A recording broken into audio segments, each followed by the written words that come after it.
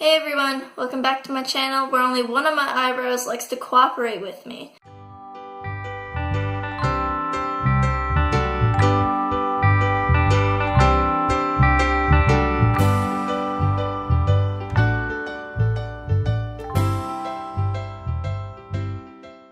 So today we have a true scary story. So sit back, relax, get a snack. So I'm going to start off by telling you what exactly a ghost is because sometimes there's a little bit of misconception about that fact.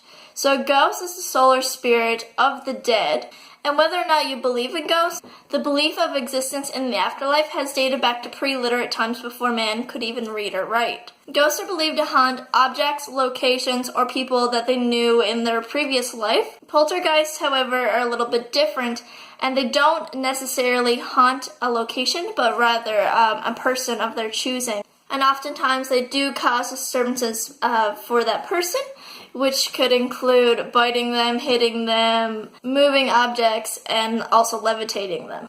It is believed that poltergeists are attracted to children, young women, epileptics, and hysterical persons. And they will usually choose one of these people to cause the disturbances for. They oftentimes choose a person who is a natural medium as their way to communicate with the living. However, there is no actual evidence that ghosts exist, and ghost hunting is considered a pseudoscience.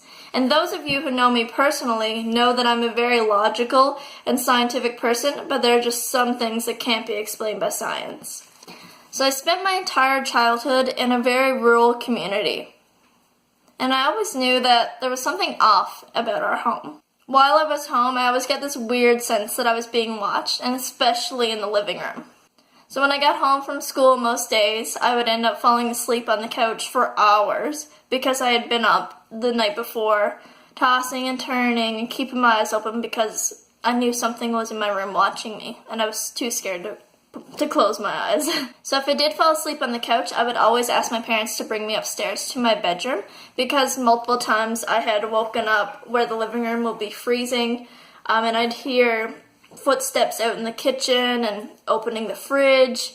I would always feel something watching over me. Now, my parents never believed me when I told them about any of this that was happening, and my dad would say, if you weren't so bad, you wouldn't be scared.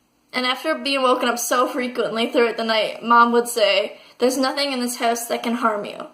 So when I was home alone, or as I was falling asleep, I would repeat this to myself multiple times until I did fall asleep, and basically just telling the ghost, hey man, can't harm me tonight, because Mom said so.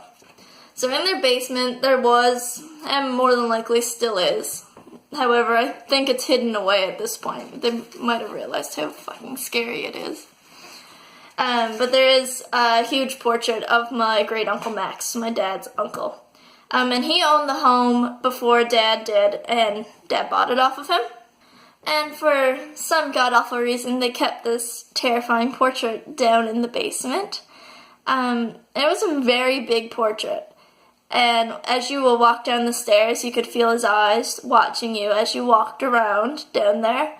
So I was absolutely terrified of going down in the basement from my sightings of the ghost and that portrait, that if someone asked me to go downstairs and grab them something, I would refuse, and if they would get mad at me and make me go down there, I would Usain Bolt down those stairs as fast as I could, grab what I needed, and run back up the stairs. And almost every time, my brother would hold the basement door shut and turn off the lights on me so that I couldn't get back up the stairs. This is traumatizing for a young child, as you may realize.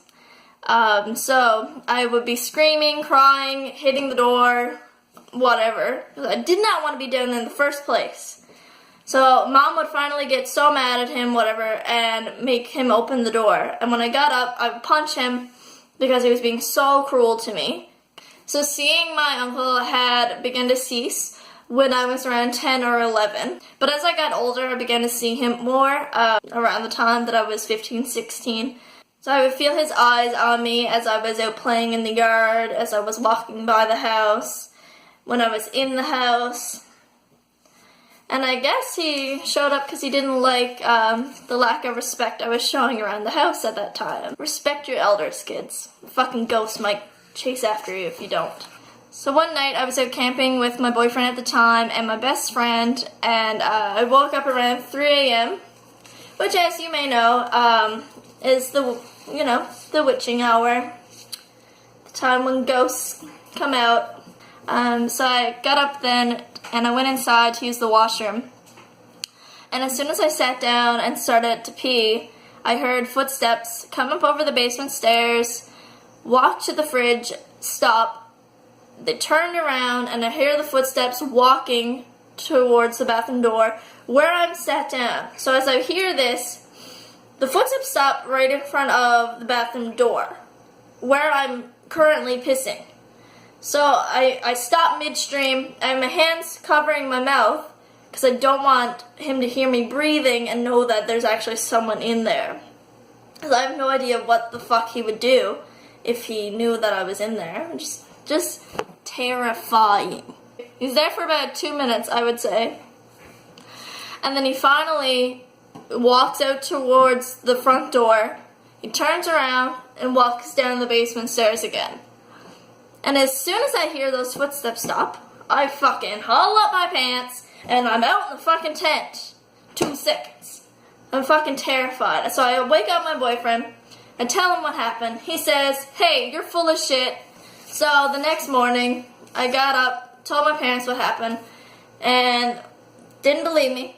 They said, "Oh, that's odd. House settling noises." You know, whatever parents usually say to get their kids to calm down.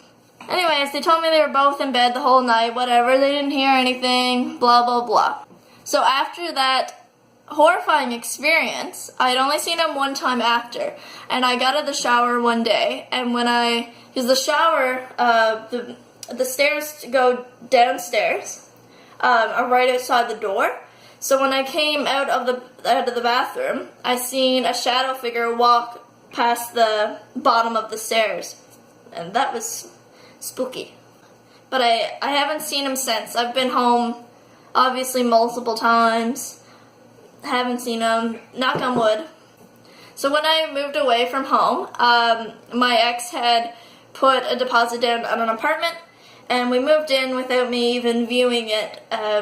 He thought it would be a great idea. I didn't have a choice, whatever. So when I got there, I realized that I was experiencing the same looming feeling over me when I was at home, and my bedroom was in the basement, and I hated being down there. I would only go down there if him and my dog were with me. I wouldn't go down by myself. I would usually stay in the living room if I had a choice. I hated being at home. So I went to school full-time. I worked part-time so that I was at home the least amount of time possible because I was so scared. So anyway, I moved out of that house, and when I was looking for a house by myself, and later on with my current boyfriend, we saw a lot of really nice apartments, but I kept getting this weird feeling, like, one house, really nice, people really, really nice, but it felt like the walls were closing in on me, like, I just got that weird feeling again. So we finally found this apartment, which I found a mouse, but at least it's not a ghost, I guess.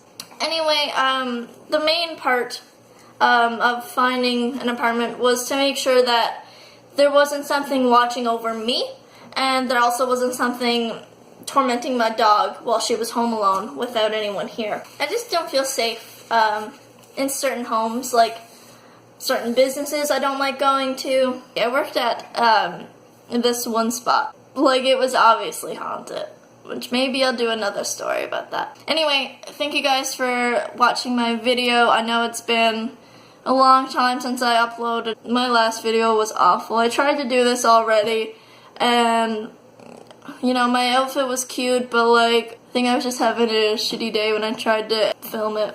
So, hopefully this is a little bit better, not so fucking cringy. Anyway, thank you guys for listening to my story.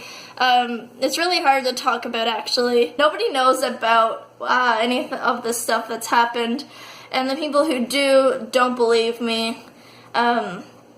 My boyfriend thinks it's kind of sketchy, but he hasn't seen anything, so I don't think he's not 100% sure. Anyway, I love you guys. See you in the next video. Bye. If there's any ghosts here, sit.